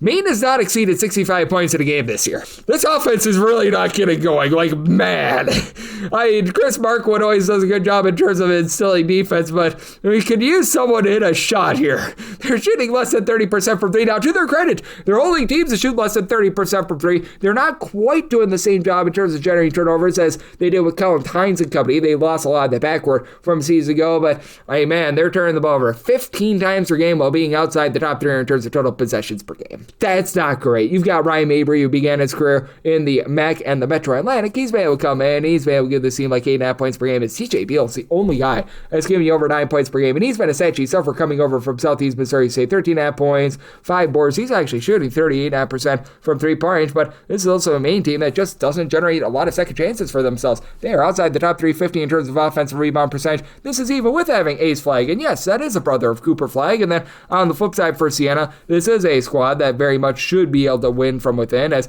it's a Siena unit that right now has been a top 100 team in terms of defensive rebound percentage. They're really pushing things inside, by the way. They are not allowing teams to pop it from three. They're a top 15 defense in terms of fewest percentage of opponents' shots that come from three, so an outsized main team, they're going to have their issues there. And Gavin Doty and Justice Schultz have been able to do a nice job of headlining things. Schultz is that main point guard, 2 steals, 5.5 assists, 12.5 points per contest. Doty is right now shooting less than 30% from three. That should be going northward, as Siena as a whole entered into yesterday shooting 26.4% from the outside. We should see some positive progression, as Brandon Coyle last season, he shot over 40% for three, down to 34% this year. He's giving you about 11.5 points per contest. Doty shooting less than 30% from three. Last year, he was more of a 28.5% three-point shooter, so the positivity probably not going to be there with a 6'5" combo player, but you do have a Siena team that's been very solid in terms of generating turnovers, top 125 team. In terms of turnovers forced on a per possession basis, they're really not putting you on the free throw line, and I do think that this is going to be a slog of a game, with Siena also being outside the top 250 in terms of total possessions per game. 108 with Siena, 9 or more taking the points with Maine, 132 or less, and on the over, 133 or higher, the under. 36-5-65, 36-5-66. Appalachian State and UNC Asheville are going to be doing battle. Neutral court game from the Cherokee Center, and right now Asheville is a 2.5 to a 3-point favorite, 140.5 to 141 is the total. I said Appalachian State here as a 2-point favorite. I'm going to be willing to take a shot on them on the money line. Appalachian State has been grody with their defense. They're currently 300th in the country in terms of points allowed on a per possession basis. Have to believe that this is going to be a team that gets things straightened out with that regard. I do think that they're going to do a nice job down low with Dustin Kearns at the helm, as you've been able to get about 5.5 boards and 8 points per game out of Luke Wilson. No, he was not in old school, but I mean, it is pretty old school the way that this team plays, as you've got a pair of guys in Alonzo Dodd and Jalen Tutt who have been able to combine for about 17.5 points in the backcourt. Dodd is that main facilitator with 3.5 assists per game, and for Appalachian State, they keep things very clean and efficient. They're a top 30 team in terms of fewest turnovers on a per possession basis, and they need to, because they're only shooting about 30% from three-point range. And for UNC Asheville, this is an incredible shooting team. Right now, they're shooting over 39% for three. That's a top 25 mark in all of college basketball. 355th in terms of turnovers on a per possession basis, so that's not great to say the least. They do have a nice post presence. It's in Toya Solomon, 15 points, 6.5 rebounds per game, and then the duo of Justin Wright and Cameron Taylor have been very good in the backcourt, combined 35.5 points per game. Right now, Wright, who is a very good three-point shooter over at NC Central a few seasons ago, he's shooting over 50% from three. Should see a little bit of regression there. DJ Turner Patrick has been a little bit in and out of the lineup. He's been able to give the team 7.5 points. Shoots over 40% from three. Began his career over at Charleston Southern, and he should be good to go in this game. He played in the previous game against Tennessee State, so looking positive on that side of things. But this is an Asheville team that they're well outside the top 200 in terms of points allowed on a per possession basis. This is typically a team that gives up a lot of second and third chances, and right now they're outside the top 350 in terms of their defensive rebound percentage. I do think that what Appalachian State has inside allows them to get the job done, so set Appalachian State as a 2-point favorite. I like them on the money line, and with this Appalachian State team, they're always very good at being able to slow down games. They're back outside the top 275 in terms of total possessions per game. Have a Asheville team that's not really looking to push tempo either, right around about 198th in terms of total possessions per game, so it's a total of 140, like the under, and I do like App State on the money line, 3-6-5-67, 3-6-5-68. Stone Hill's on the road against Quinnipiac. Quinnipiac does find themselves as a 13.5 to a 14.5 point favorite. Total on this game, it is 149.5, and I said Quinnipiac is an 11.5 point favorite. I'm going to be one to take the points.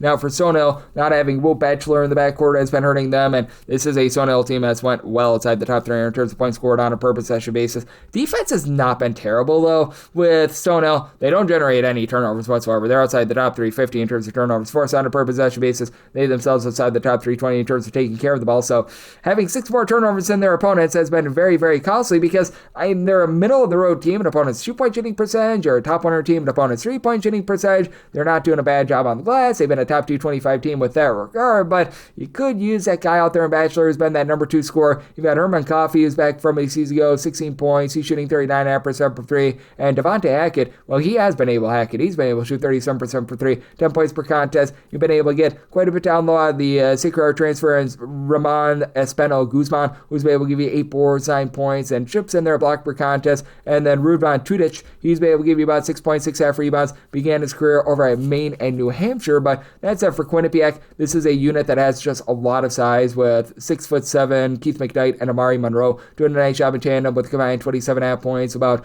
10 rebounds per game between the two of them. Jaden Zimmerman is a backcourt guy that just knows what the heck he's doing, 15.5 points per game. And Quinnipiac, after last year, they were a rough three-point shooting team. They brought in Samson Riley, who's right now shooting 66.7% from three. That'll go down, but now they're shooting about 37.5% from the outside. Quinnipiac has had their fair share of turnover issues. Right now, they're middle of the road in terms of turnovers on a per-possession basis, but they've done a much better job being able to guard the perimeter. I do think that Quinnipiac is going to be able to do a nice job of being able to win down low, but I don't think it's so demonstrative that they cover quite this big of a number. So I did set my line at an 11.5. I'm going to be willing to take those points. Quinnipiac last year was a pretty up-tempo team, and it's not as if they're gunning it this year. It's not as if they're playing super-duper slow. They're about 81st in terms of total possessions per game. Sono, with all the injuries, they've had to slow themselves down to about 162nd in terms of total possessions per game. So it's a total of 145. I'm in on the under. 3-6-5-69, 3-6-5-70. Fairfield plays us to New Hampshire. New Hampshire is a underdog of 9.5 to 10 points. 147 is the total, and with Fairfield, I set them as a 12.5 point favorite. I'm going to be willing to lay that number for New Hampshire.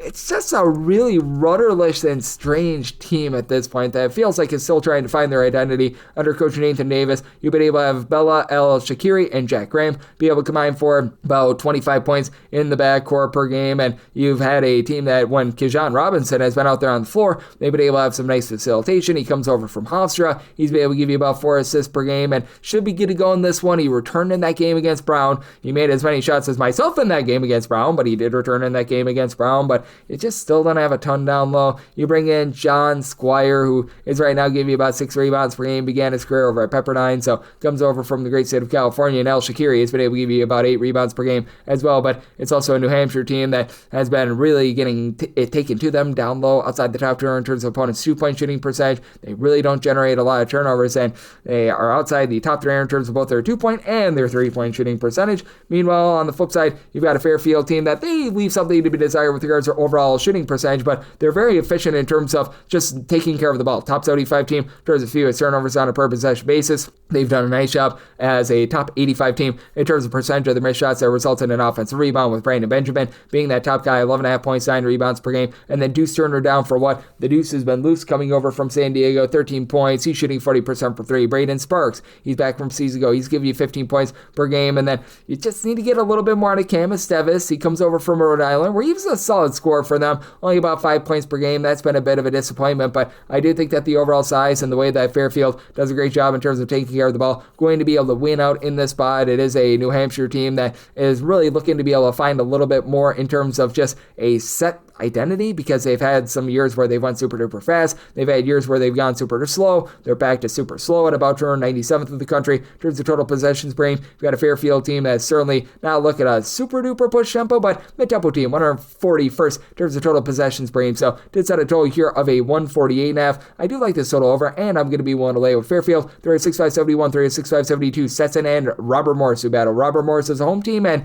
this game is off the board because they played yesterday, but that said, I did set my handicap as I set Robert Morris here as a 12.5 point favorite. I'm going to be willing to lay up to 12 with them, 13 more taking the points with Stetson, and I set a total of a 148.5. So 148 or less in on the over, 149 or higher the under. Typically, I go a little bit north of 150 on the total, but in this case of having a back-to-back sort of situation, shade down that total a little bit. You've got a Robert Morris team that has been looking to push a little bit of tempo this season, about 250th in the country in terms of total possessions per game. And for Stetson, typically when the team is firing on cylinders, they were playing super slow. They're more around about 188th in the country in terms of total possessions per game. With Stetson, they're just a deplorable defense. They're outside the top 300 in terms of points allowed on a per possession basis. They're going through a lot of transition right now, as well as you just have not been able to get really anything down low whatsoever for Stetson, and that's what's truly been killing them. This team is outside the top 225 in terms of rebound percentage, and they also shoot 62.2% at the free throw line. That's not great. They entered into yesterday shooting 36% from 3 with their main returner and Jamie Phillips, give you 16 points shooting in the mid-30s from 3-point, and then Alex Doyle, Ethan Copeland in tandem. They've been able to shoot over 40% for 3 apiece. Doyle's actually shooting over 50% for 3. That's not going to last, but other than Jamie Phillips, you don't have a single guy in the roster that's giving you more than 5.5 rebounds per game, so that's a little bit of a problem, and they're outside the top 270 in terms of their opponent's 2-point shooting percentage, and that's where Robert Morris is going to be able to hurt them because they bring in the North Carolina A&T transfer Nicolas Chattanooga, 13.5 points, 7.5 boards per contest. Deshaun Good has been Mr. Good, 6'8", do-it-all sort of guy, 12 points, 9 boards. He's able to pop it from 3-point range. Currently only shooting about 1.5 threes per game, but is shooting over 40% from 3-point range. And then the main returner, Ryan Prather, has been cold from 3, shooting 25.5% from 3. That should be going northward. Robert Morris has had a tough time taking care of the ball, 14.5 turnovers per game. Stetson does not generate any turnovers whatsoever, though. And for Robert Morris, they've been rough at the free throw line, but they really don't generate a lot of free throws either. So that actually doesn't hurt them too much in this spot. This has been a team that's held up down low. They've been a top 75 team in terms of opponent's 2-point shooting percentage,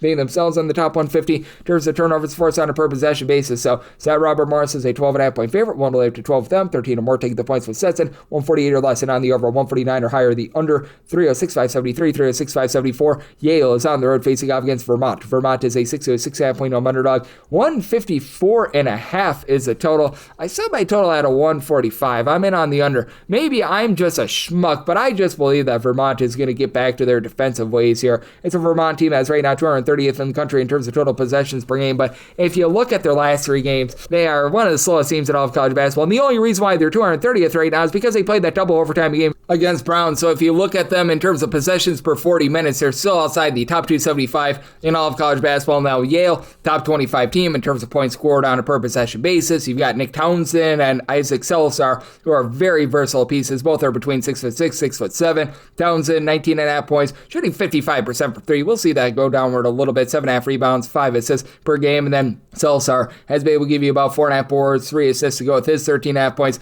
per game. Yale shooting 45.9% for 3. And they're going to be a great 3-point shooting team. That's going to be going downward a little bit. And I do think that Vermont is going to be able to find their defensive swagger once again. They got a little bit plowed by Liberty from 3-point range. But that said, this is also a Vermont team that is going to do a nice job in terms of not allowing second and third chances. Top 45 team in terms of defensive rebound percentage, and getting back Gussie Alden, who missed the first 3 games of the season, former top 150 recruit, giving the team 17 points, 4 boards down low. That's going to be able to help out quite a bit. And then you've got the TJs. TJ Long, 17.5 points, 5 boards, shooting 37.5% from 3. TJ Hurley, 42% 3-point shooter, 13.5 points per game. Like these guys, do I think that you're going to get some efficient offense? Yes, but I think that this is also going to be a slow down game because Yale's not necessarily looking to gun it either. They're about 320th in the country in terms of total possessions per game. So set a lower total here for 145. I'm going to be in on the under with Vermont. Set them as a 5-point underdog. Give me those points to go along with the under. 306, 575, 306, 576. Bucknell is going to be playing against Cornell. Cornell is a road favorite here of 4 to 5 points.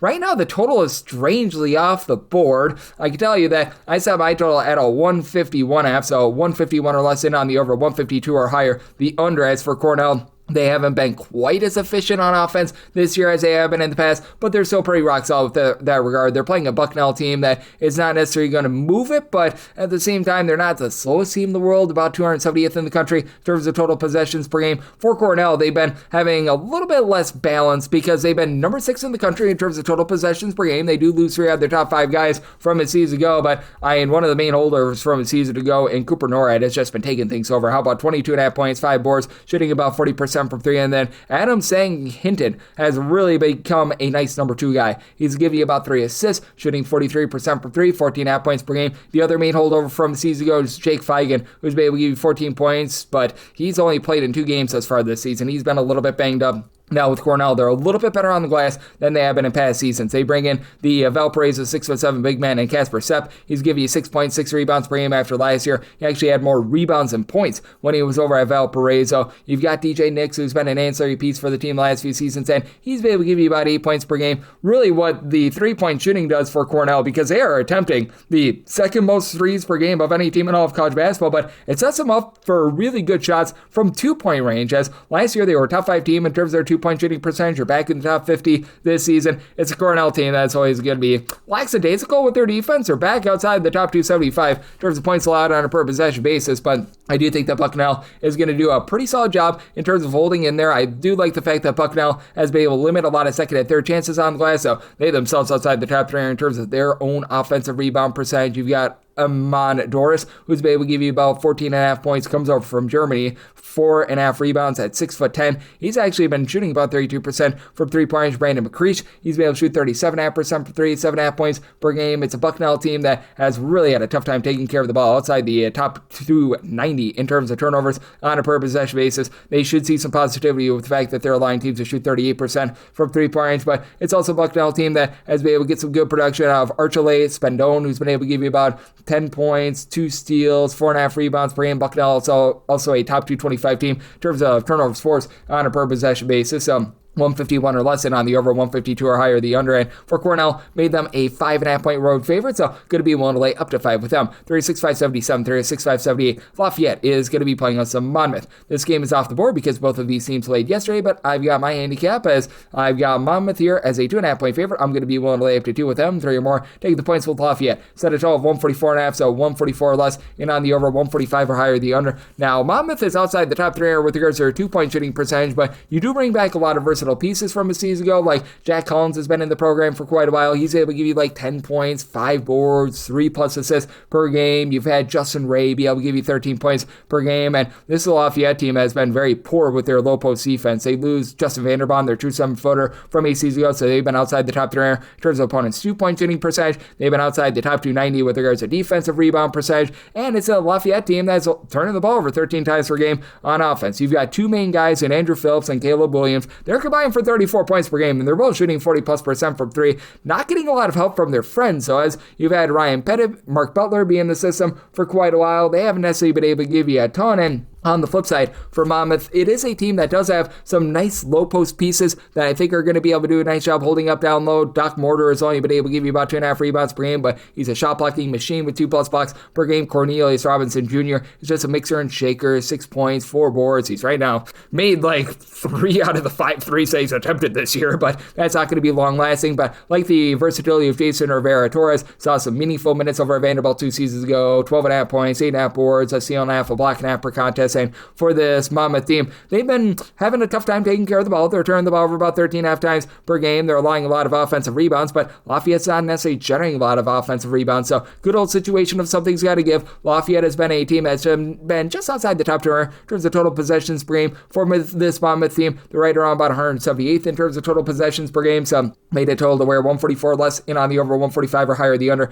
Monmouth, I'm willing to lay up to deuce with them. 3 or more, take the points with Lafayette. 36-579, 36-580. It is West Virginia, and they play us to Mercyhurst. Mercyhurst, a 22.5 point underdog, 129.5 to 130 is the total. This is a total year of a 132.5. I'm going to be in on the over. West Virginia, well outside the top 275 in terms of total possessions per game, top 55 team in terms of points allowed on a per possession basis. Mercyhurst is not a team that's going to be looking to gun it either. With this Mercyhurst team right now in terms of total possessions per game, 343rd. I do think that Mercyhurst, though, going to see a little bit of negative regression to the smoldering start that they've had in terms of holding teams to shoot 29.6% from 3-point range. They themselves are shooting 30% from 3, so I think that they see some positive 3-point shooting progression with their offense and negative on the defensive side of things. And for Mercyhurst, I do think that they're going to be just a little bit outgunned down low against Harlan Obia, who's been able to give this West Virginia team 6+ rebounds per game, and then Brennan Lorient has been very good. He's been able to give the team 14+ points, 6+ rebounds per game. Jasper Floyd, he'll give you like 10 points, 4+ boards, 3 assists, just does a little bit of everything. And for Mercyhurst, you've got Bernie Blunt, who's really the main returner from the season ago, shooting 35% for 3, 16 points, pair of assists per contest. Jake Lehman has been able to give you 2.5 assists per game. As Mercyhurst has cleaned up their act. They're only turned the ball over about 11.5 times per game.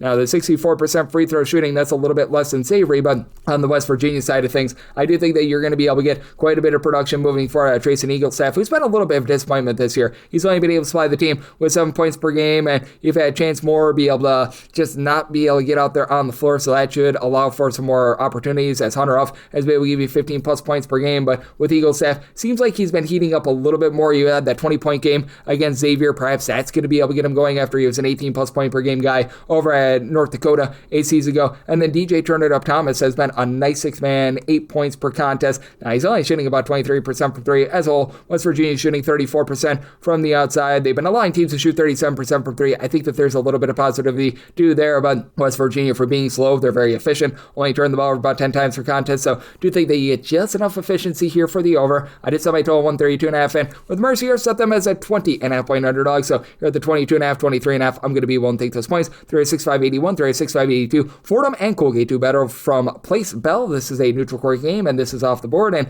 I've got my handicap. I did set Colgate as a favorite of 4 points, so I'm going to be willing to lay up to 3.5 with them, 4.5 or more, taking those points with Fordham, and then I did set a total here of a 140, 139 for less, and on the over 140.5 or higher. The under, you've got two teams that have played a lot of basketball over the last 4 days, so they're going to be a little bit tired out, and you got a pair of teams that are just really not looking to push tempo. Fordham is well outside the top 3 in terms of total possessions per game. For Colgate, they're a little bit faster than they were a season ago, but again, not a team that's necessarily playing at warp speed, 224th in the country in terms of total possessions per game, but for Colgate, they've been able to find a little bit more swagger from 3-point range than they had a season ago. They're shooting about 33% from 3. I do think that goes northward, as Sam Wright, who shot in the high 30s from 3-point range last season, entered in yesterday, shooting only about 26% for 3. 6 and 7 combo players giving you 14.5 points, 4.5 rebounds per game. Now, the one thing about Colgate is that they do not give themselves second chances. They're a bottom 10 team in the country in terms of percentage of their missed shots that result in an offensive rebound, but they don't turn the ball over a lot, only about 10.5 turnovers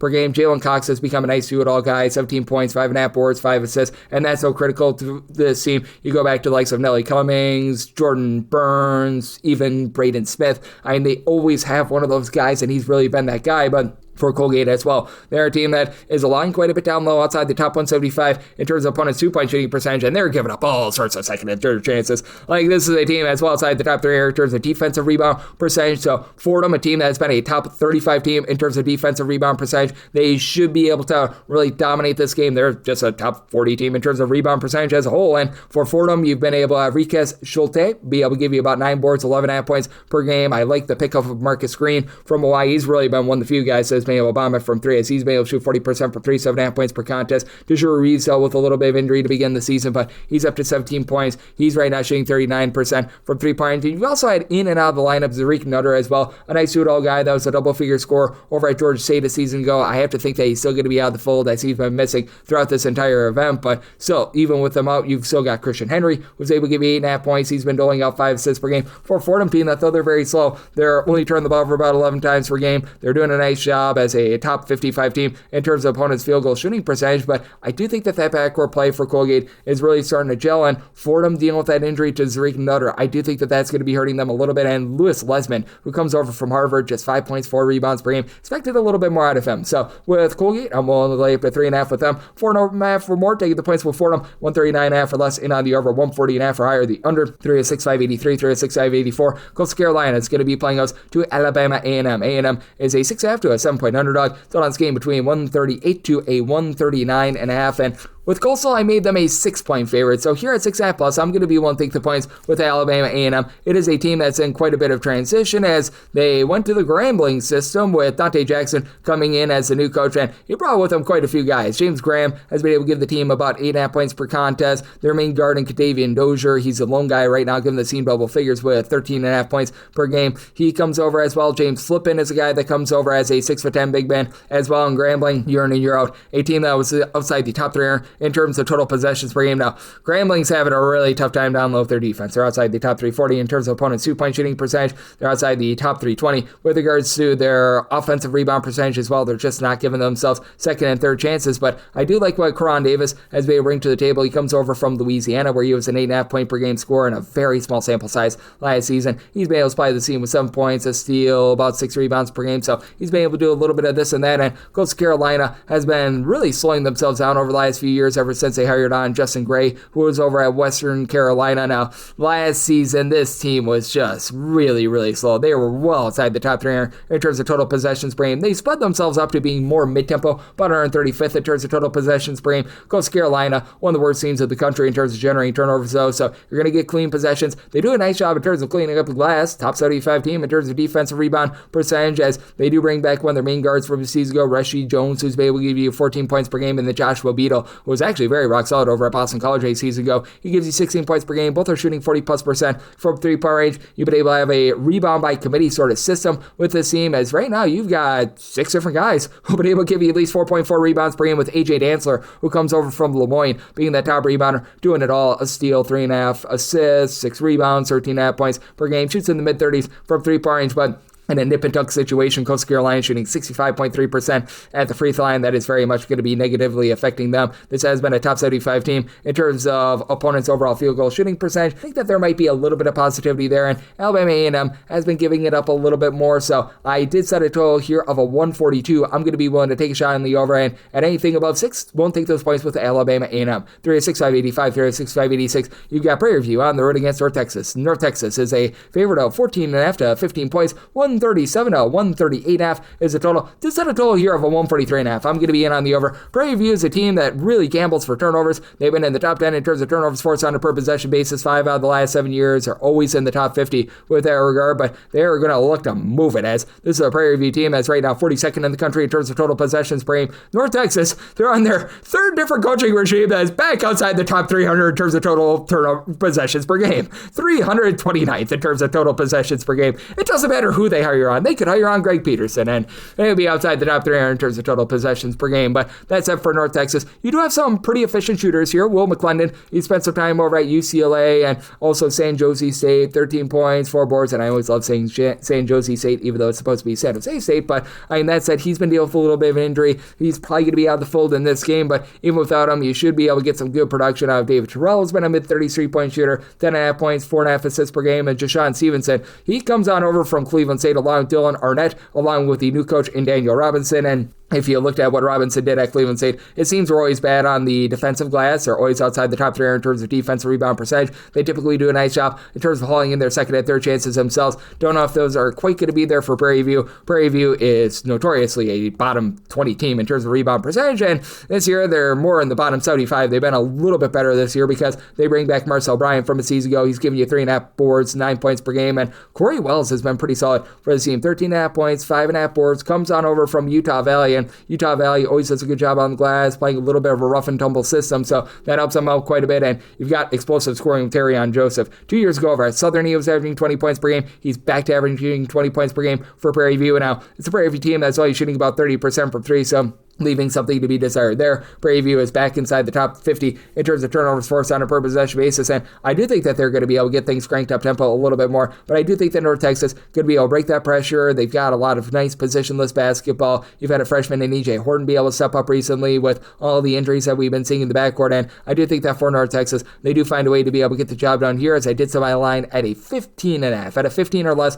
I'm going to be willing to lay with North Texas, and I'm going to be in on the over. I did set a total of a 143.5, 306-587, 306-588. American is going to be playing host to Longwood. This is a game that's off the board because these two teams played yesterday, but I've got my handicap as I did set American as a 1.5 point favorite. I'm going to be willing to lay up to 1 with them, 2 or more taking the points with Longwood, and then I set a total here of a 141.5. So 141 or less and on the over, 142 or higher the under. American came into the day yesterday in the top 100 in terms of total possessions per game. I think they're realizing that they were playing too fast for their own good, as last 2 seasons they've been outside the top 340 in terms of total possessions per game. I don't know if they go back to quite being that big of slugs, but it did feel like they were getting a little bit loose and sloppy with the ball, with about 12.5 turnovers per game. Now, they've been a top 100 team in terms of turnovers forced on a per possession basis, and top 75 team in terms of 2-point shooting percentage. The 3-point shooting for this team has been a little bit hotter and cold. They're shooting about 33.5% from 3. Maiden Collins and Greg Jones have been able to combine for about 26 points per game, but their top 2 scorers are combining to shoot about 25% for 3. That's a little bit lackluster, and it's been a lot of facilitation by committee. Each of their top 6 scorers are giving you between 1.9 to 2.7 assists per game. So that's been really interesting to take a look at, to say the least. It's an American team that has been getting a little bit bludgeoned on the glass. They're outside the top 175 in terms of their rebound percentage. And for Longwood, this squad has been very good at generating turnovers. A top 50 team in terms of turnovers forced on a per possession basis. They themselves, though, turn the ball over 14 times per game. That's outside the top 300 in all of college basketball. For Longwood, they've been very reliant upon getting to the free throw line. They're a top 50 team in terms of percentage of their points that come from the free throw line, as you've got Jonah Nazemi along with Jaquay Hutchinson headlining things in the backcourt, combined for about 26.5 points per game, combined for 2.5 steals. And Hutchinson, he comes over from George Washington. He's been able to give out 3.5 assists per game. Nazemi has been your main outside shooter, shooting about 43% from 3-point, but Longwood is very much looking to pile drive the ball down low. Longwood is outside the top 320 in terms of percentage of the shots that come from 3-point range. For Longwood, they have been having a tough time in terms of guarding the interior as well. They're outside the top 320 in terms of opponents' 2-point shooting percentage, and they've been giving it up a little bit from 3-point range. This has been a team that has been gambling for turnovers, so I do think that American is going to slow themselves down a little bit more, and that allows them to be able to get the job done. I said American to where I'm willing to lay up to a point with them. Pretty much I'm probably going to be in on whoever the underdog is because I set such a tight line, but one or less, willing to lay up with American, 2 or more, take the points of Longwood, 141 or less, in on the over, 142 or higher, the under, 36.589, 36.590. Presbyterian is going to be playing against the Citadel. This is a neutral court game from Cherokee Center, and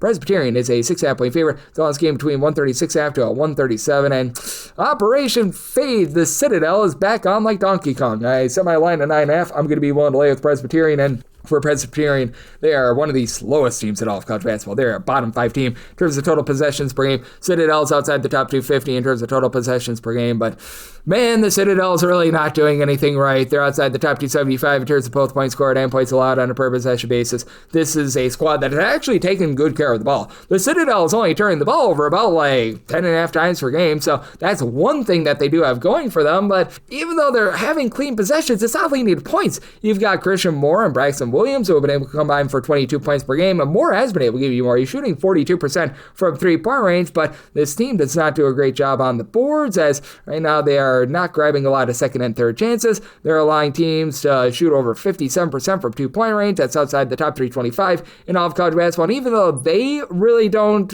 turn the ball over, they don't force any turnovers either. They're outside the top 335 in terms of pressuring the ball, being able to generate turnovers, and that helps out a Presbyterian team that has had a little bit of difficulty in taking care of the ball. They've been outside the top 275 in terms of their ball security, and we should see Presbyterian, who's right now shooting 26.9% from 3, have a little bit of positivity there. They should be able to really win this battle down low. Jalen Peterson, great name, and Jonah Pierce have been able to combine for 16 rebounds, 2 blocks per contest. You've got Pierce give you 14.5 points per game. Peterson a little bit more of an ancillary scorer as he, Tristan Wilson, and Eric Taylor all between 6.2 and 7.3 points per game. Carl Parrish has been that main man in the backcourt. He's been able to give you 12.5 points, pair of assists, shooting only about 32% from 3-point range, but for this Presbyterian team, they have been able to do a nice job in terms of limiting 3-point attempts. They're a top 50 team in terms of pushing teams off the 3-point line, and I do think that with Presbyterian being a top 150 team in terms of rebound percentage, they are able to win from within, and they think that the Citadel is going to, once again, allow for some clean possessions here, but I think that this is going to be just such a super slow game that you have a tough time with this total. So I total 135.5, I'm in on the under. With Presbyterian, I'm going to be willing to lay up to 9 with them, and then wrap things up with 306.591, 306.592, compensate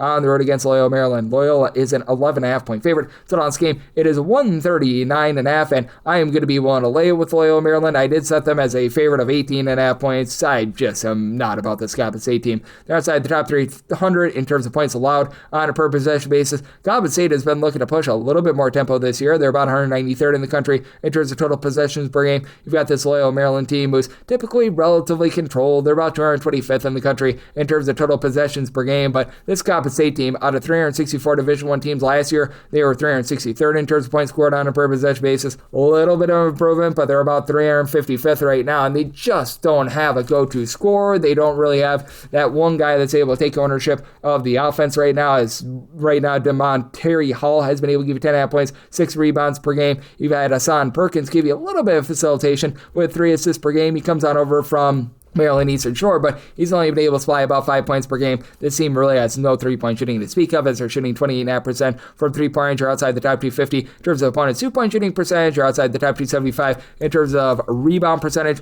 As well, for this Loyola Maryland team, they should do a nice job with just the, shall we say, depth of guards that they've got. Jordan Stemke has been able to do a nice job as an ancillary guy with about 8.5 points per game, and then Troy Cicero, Jonas Sturtis, they've been able to give you about 8 points per contest, and Satudis has been able to give you about 5 rebounds rebounds per game. This is a Loyola Maryland team that in a lot of situations is going to be outgunned down low. They're outside the top 150 in terms of rebound percentage, but in this case, they very, very much are going to be able to win that battle against a completely outgunned Coppin State team with Loyola Maryland. You've had Jacob Tadusu come in, give the team 16 points, 2.5 assists per game. He's shooting it rough from three, and Brandon Speed has as well. He's been able to give you 11.5 points per game, but you've got Cicero right now shooting 54.5% from three-point range. The ancillary guys have really been able to heat it up from three-point range, and I think that with Coppin State just frankly losing in every facet of the game of basketball, it's going to be a rough one for them. I did set my total 136.5, like the under, and with Loyola Maryland, I'm going to be willing to lay up to 18 with them, and that'll wrap things up for the Sunday edition of Coast to Coast Hoops, now part of the VSiN family of podcasts. Big thanks to Ben Wilson, who does great work here at VSiN. He joined me in the last segment. If you do like hearing from this fine podcast, Coast to Coast Hoops,